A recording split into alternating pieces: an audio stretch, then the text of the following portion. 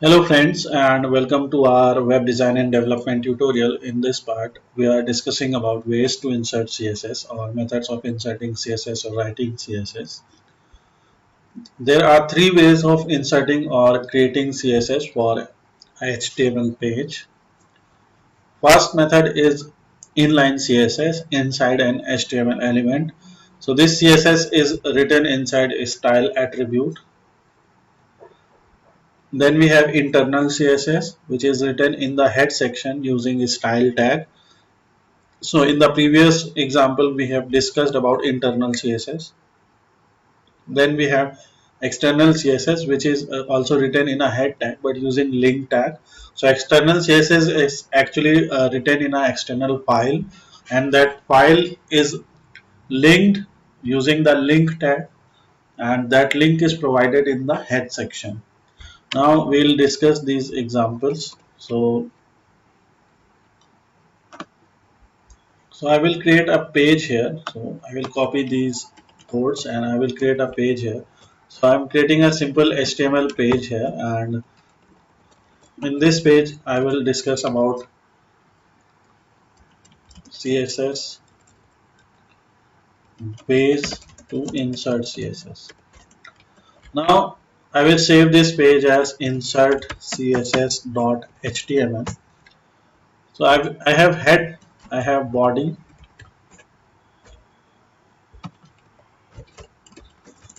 body will close, and then we'll close HTML.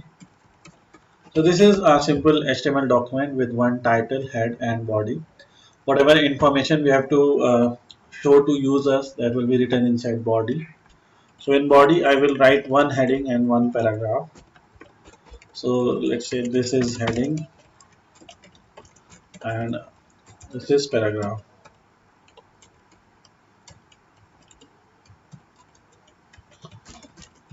And I will say this is paragraph 1 because this is paragraph number 1. So I can get any number of paragraphs. I can give some number here. I'm doing this on purpose because I will show you different examples.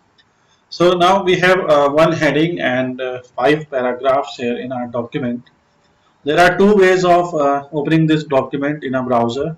First way, again go to your folder where you have saved this, and you can double click on that insert css.html file, and you will see that you have now that file. If you are running something like XAMPP, so if you are learning PHP development, then you must be familiar with XAMPP. Make sure that in your XAMPP control panel, Apache and MySQL module are running. And then you can type localhost here. And when you will type localhost, so you will see your folder here, or you can simply type the name of your folder by writing /, and after / folder, and then you can write the name of your file. So our name file of name of my file in this case is insert css.html, and now you can see this. You can open file this way also. Now this file is running on a server, so we are opening it using HTTP protocol here, which is Hypertext Transfer Protocol.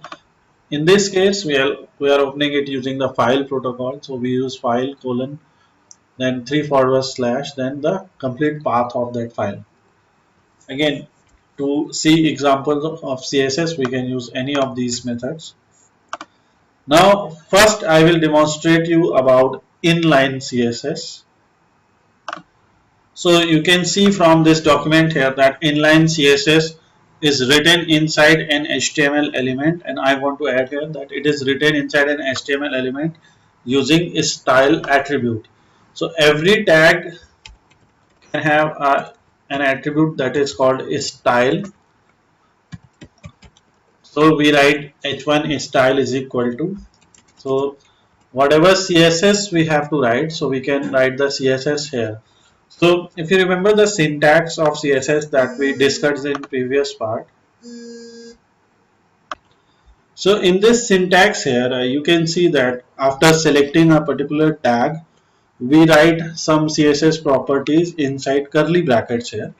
But in case of inline CSS, the properties that were written in curly brackets in previous examples, in this example here. So the properties that were written inside these curly brackets, these properties will now be written inside the style attribute.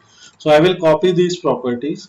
Let's say I want to make the paragraph, or I want to make the heading tag with a background color yellow and font size of 20 pixels. Although heading tag has its own font size, I will make it 25 pixels. But by writing its style in this manner, we can change the default size of heading. So the tag will remain as h1, but its font size will be altered.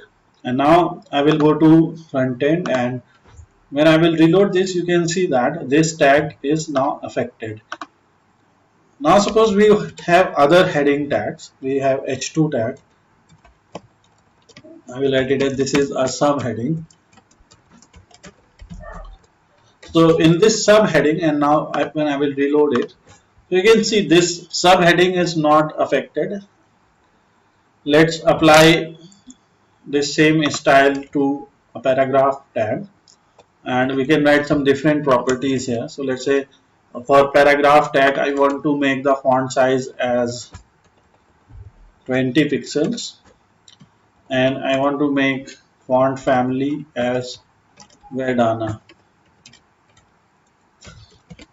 So font family is Verdana, font size is 20. I can make any font family, I can add any font family like Times New Roman, Arial. But when I will reload it, so you can see that this particular paragraph is affected, but there is no effect on these paragraphs. So this is the case where we can only control one element. So in the previous examples, we saw that if we were writing or if we were selecting a particular paragraph, so in the case of selecting a particular paragraph, or in case of selecting paragraph tag in CSS file, all the paragraphs were changing. So all the paragraphs were following the same style that was allotted in the style.css. In this case, one element will be dealt at a time. Now suppose, what is the drawback of this particular type of styling? So the drawback is, suppose we want this same style for all the paragraph tags. So you can see here that in this case I have to copy the same code 5 times because I have 5 paragraph tags. You can see we have to copy the same code 5 times. So this is one drawback of this type of styling, because here you have to provide you have to write the code again and again. So in order to create reusability of code, this inline style method is not preferred. In some case, if there is only one such element that is to be changed, and there will not be other elements of the same type. So I am explaining this once again. You can see here that we have 5 paragraph tags and one h1 tag. For all 5 tags, we have to apply the same style. You can see the CSS that is written in these 5 style tags is same. So you can see that we have to copy the same line of code again and again. And this is the work of inline style. When you will go to the documentation of inline, you say that we write inside an HTML element. But there is one more smarter way of doing this, or that using that way we can save a lot of code.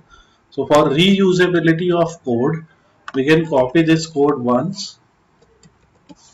So we can copy this code once and we can write this code here in style tag. So we can create a style tag here. We have already discussed about how we can create this. We can write the CSS property, then we can use our selector. So our selector is P in this case.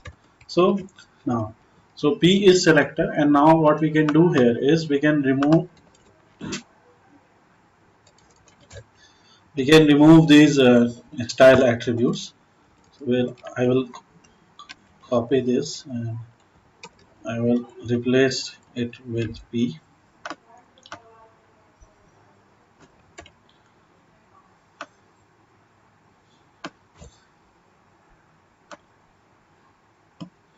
So now you can see here that we have p here, and we don't have to write style is equal to background, or style is equal to font size 20 px font family weight, and again and again. You can just write it once, and now if you will reload the code, so this is insert css. So if you will reload the code, you will see that there will be no changes in the code. Let's say that it is not p, it is a tag. We have selected all the anchor tags. Now you will see that the styling is now removed. So this is second type of CSS. So here, when we have written CSS inside head, this is called internal CSS. So we have used style tag here, and when we write CSS in particular tags, that is called inline CSS, that is written in the tag as an attribute. Suppose we have to make this h2, the background of this h2 as green, so we can write style is equal to, and then we can write background color, and we can write green.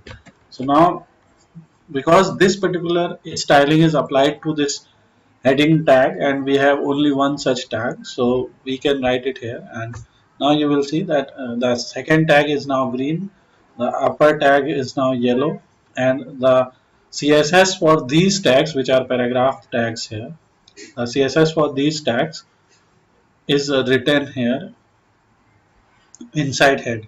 Now suppose for some reason we want the font of paragraph 3 to be red, so font color of paragraph 3 to be red.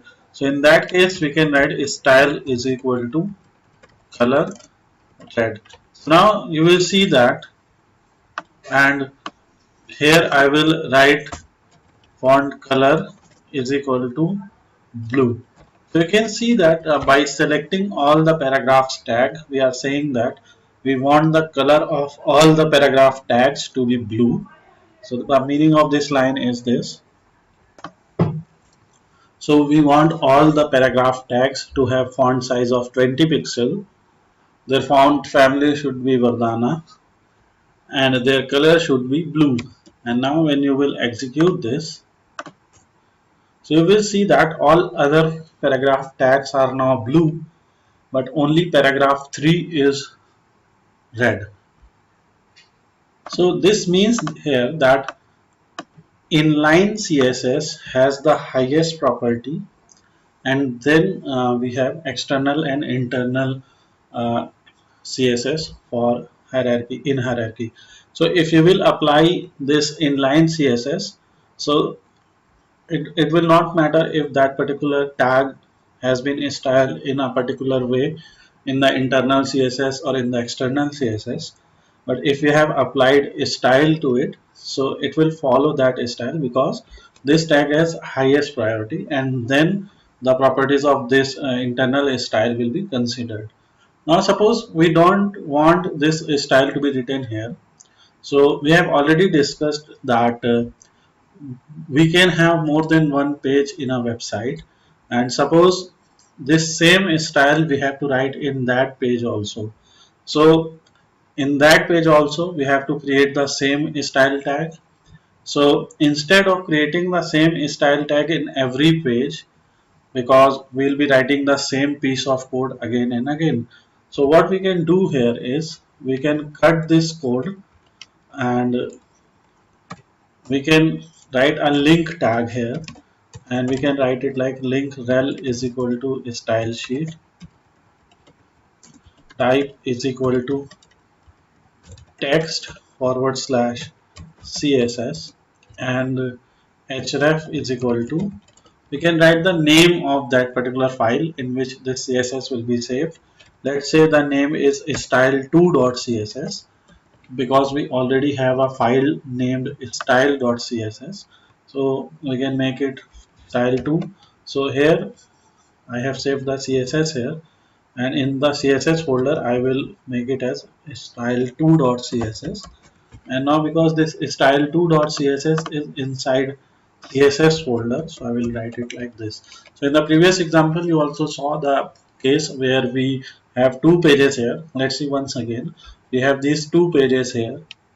First page is CSS test.html and second page is about us.html. In about us, we have h1np. In CSS test, we have h1np tag. So because these two pages are or they belong to the same website, so we want same style to them. First I will open css-test.com or css-test.html. So when you will open css-test.html here, so you will see that we have such design here. Now let's open css, let's open about.html here. So when you will open about.html, then also you will have the same design. So this is the meaning of this external file here, because these two pages have the same design. So there is no need to write that CSS in both the files, right? There is no need to write the CSS in both the document. We can create a separate document and then we can save the CSS there. And this type of CSS is known as external CSS, which we have saved here. And now in the insert css.html, because we have now used a separate style sheet, so we can now shift this also. So because this type of styling is applied to h1 tag, so we can go to this and we can simply write h1 here, and then for h1 tag whatever style we want, we can write it in the external file. We can do same for h2 tag also. So copy whatever is written inside the h2 tag, go there and write h2 tag here, and then copy the CSS here also. Now we have paragraph h1 and h2. This is style2.css. This is referenced here at line number 4. So we can remove all these styles here. Now this page has some less amount of code, and that it will save the size of page also, because suppose we have hundreds of tags and we have to repeat the same thing again and again in 100 tags, then it will be a lot of work. And if we have to make change, then we have to make change in all those 100 tags. But in this case, in case of an external style, you have to make change only once, or you have to make change only in one file, and then that will be reflected in all the tags and all the pages in which that particular style is followed. And now when you will open insert.css, insert css.html, so I will open insert css.html here.